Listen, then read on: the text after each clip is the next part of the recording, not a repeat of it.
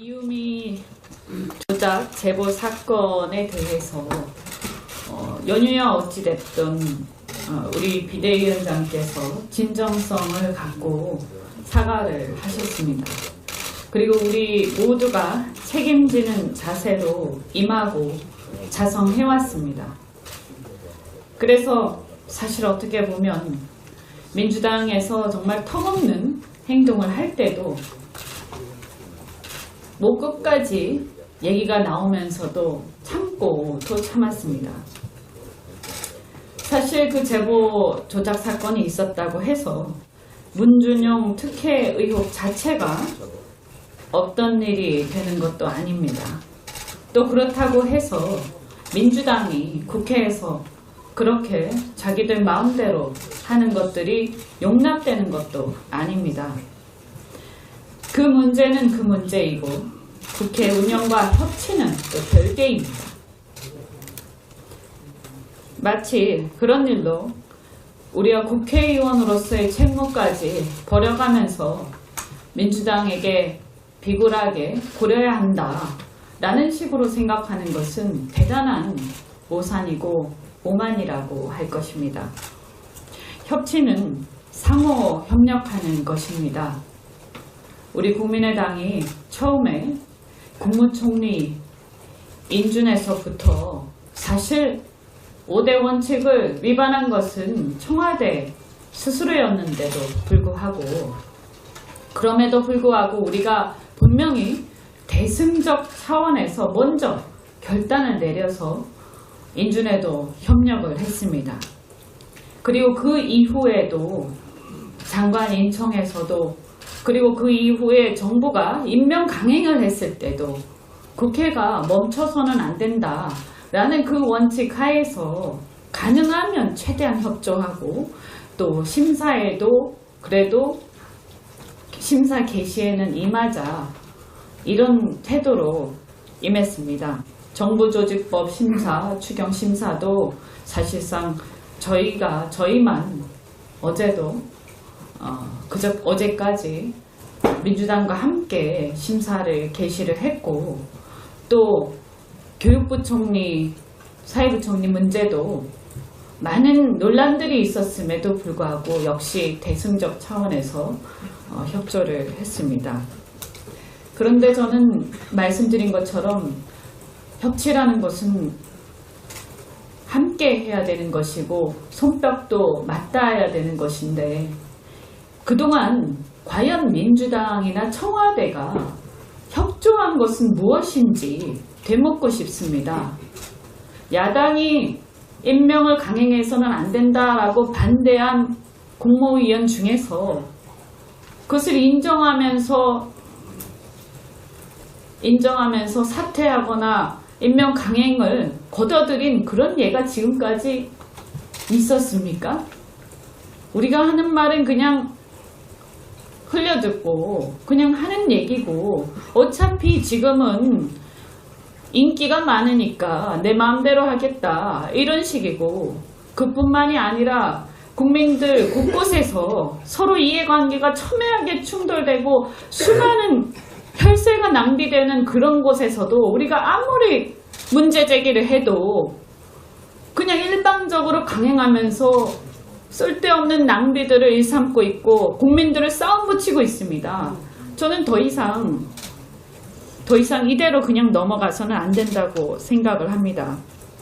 국민의당 협조 없이 어떤 것도 해낼 수 없으면서 국민의당이 만만한지 끊임없이 짓밟고 있습니다.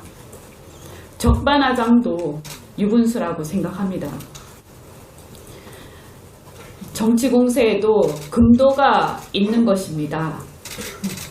우리 대선 후보와 전직 대표인데 그분들이 아무리 그분들을 비판하고 싶다고 해도 해서는 안 될 말이 있는 것입니다. 국민의당 대선 후보와 전직 대표에게 머리 자르기 운운하는 것은 정말로 받아들이기 힘든 모욕적 언사입니다.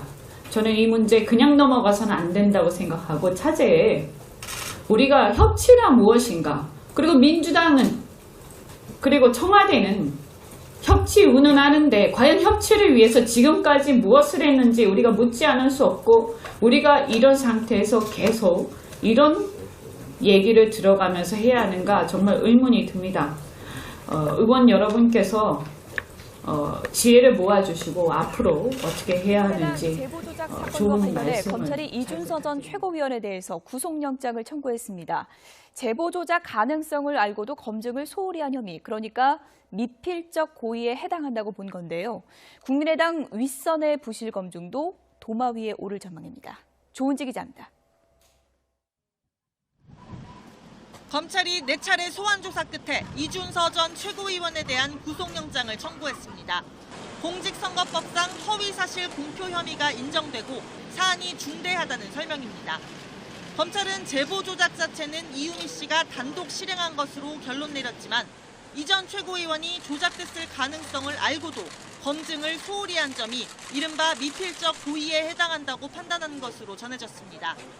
특히 검찰은 국민의당이 특혜 입사 의혹을 발표한 5월 5일 이후 둘 간의 통화와 메시지에 주목했습니다.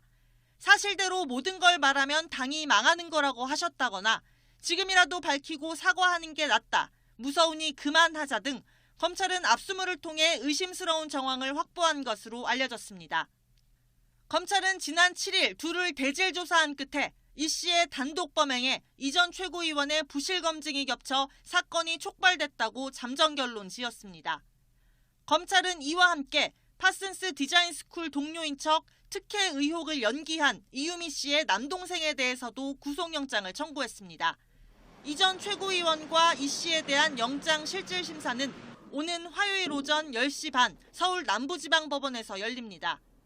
검찰이 윗선의 밑단 이 전 최고위원에 대해 구속영장을 청구하면서 국민의당의 부실 검증에 대한 윗선 수사에 이준서 전 최고위원 구속영장 청구 관련한 긴급 지도부 회의 결과에 대해서 말씀드리겠습니다.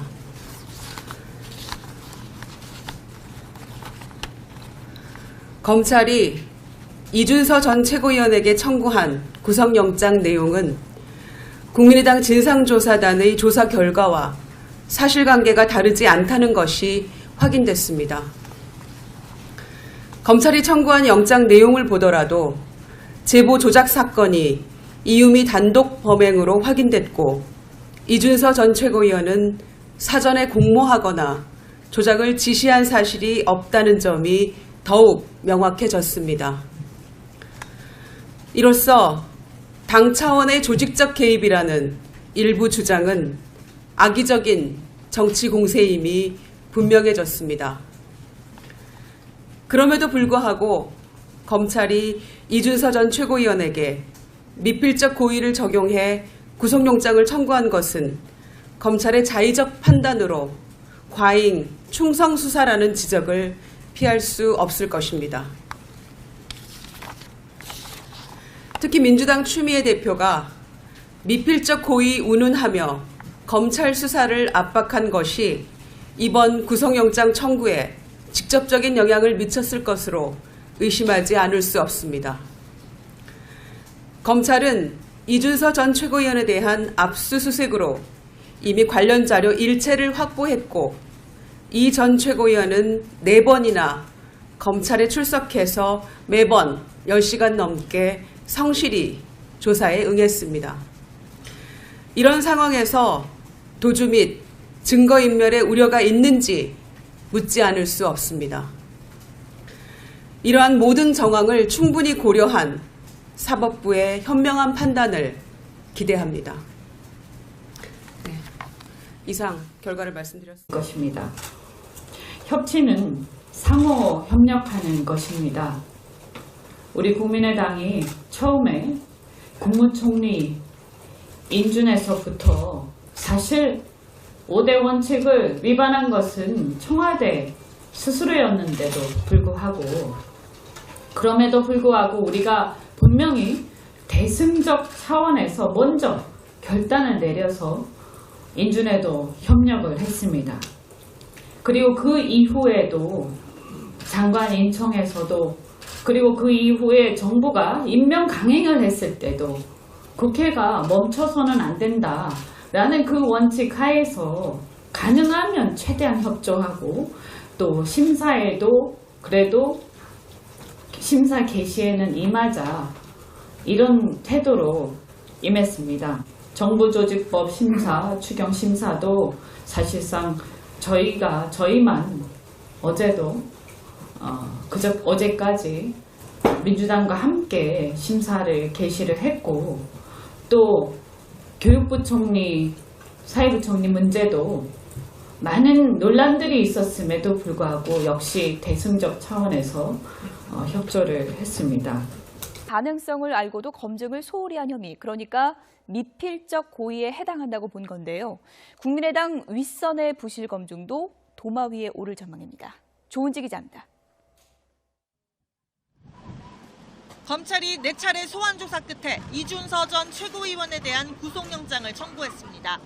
공직선거법상 허위사실 공표 혐의가 인정되고 사안이 중대하다는 설명입니다.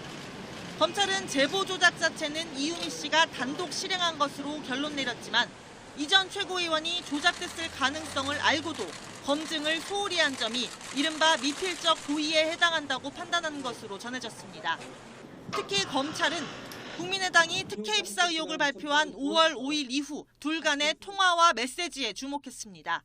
사실대로 모든 걸 말하면 당이 망하는 거라고 하셨다거나 지금이라도 밝히고 사과하는 게 낫다, 무서우니 그만하자 등 검찰은 압수물을 통해 의심스러운 정황을 확보한 것으로 알려졌습니다. 검찰은 지난 7일 둘을 대질 조사한 끝에 이 씨의 단독 범행에 이 전 최고위원의 부실 검증이 겹쳐 사건이 촉발됐다고 잠정 결론 지었습니다. 검찰은 이와 함께 파슨스 디자인 스쿨 동료인 척 특혜 의혹을 연기한 그런데 저는 말씀드린 것처럼 협치라는 것은 함께 해야 되는 것이고 손뼉도 맞닿아야 되는 것인데 그동안 과연 민주당이나 청와대가 협조한 것은 무엇인지 되묻고 싶습니다. 야당이 임명을 강행해서는 안 된다라고 반대한 국무위원 중에서 그것을 인정하면서 사퇴하거나 임명 강행을 거둬들인 그런 예가 지금까지 있었습니까?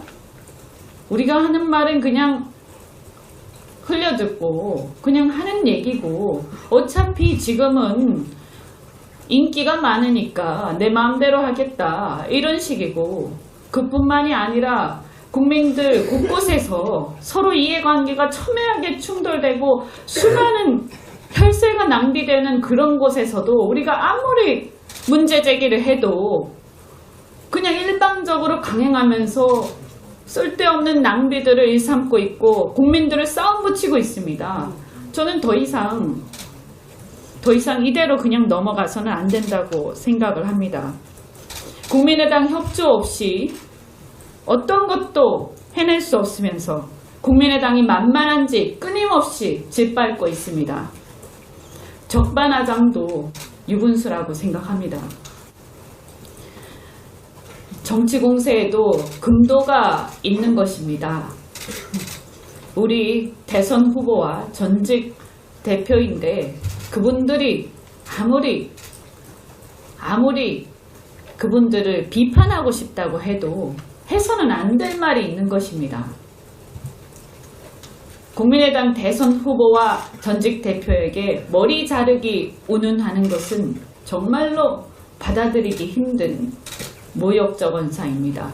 저는 이 문제 그냥 넘어가서는 안 된다고 생각하고 차제에 우리가 협치가 무엇인가, 그리고 민주당은 그리고 청와대는 협치 운운하는데 과연 협치를 위해서 지금까지 무엇을 했는지 우리가 묻지 않을 수 없고 우리가 이런 상태에서 계속 이런 얘기를 들어가면서 해야 하는가 정말 의문이 듭니다.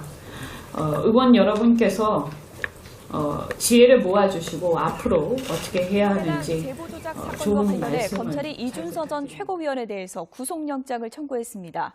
제보 조작 이유미 조작 제보 사건에 대해서 연유야 어찌됐든 우리 비대위원장께서 진정성을 갖고 사과를 하셨습니다. 그리고 우리 모두가 책임지는 자세로 임하고 자성해왔습니다. 그래서 사실 어떻게 보면 민주당에서 정말 턱없는 행동을 할 때도 목 끝까지 얘기가 나오면서도 참고 또 참았습니다. 사실 그 제보 조작 사건이 있었다고 해서 문준용 특혜 의혹 자체가 없던 일이 되는 것도 아닙니다. 또 그렇다고 해서 민주당이 국회에서 그렇게 자기들 마음대로 하는 것들이 용납되는 것도 아닙니다. 그 문제는 그 문제이고 국회 운영과 협치는 또 별개입니다. 마치 그런 일로 우리가 국회의원으로서의 책무까지 버려가면서 민주당에게 비굴하게 고려해야 한다라는 식으로 생각하는 것은 대단한 오산이고 오만이라고 할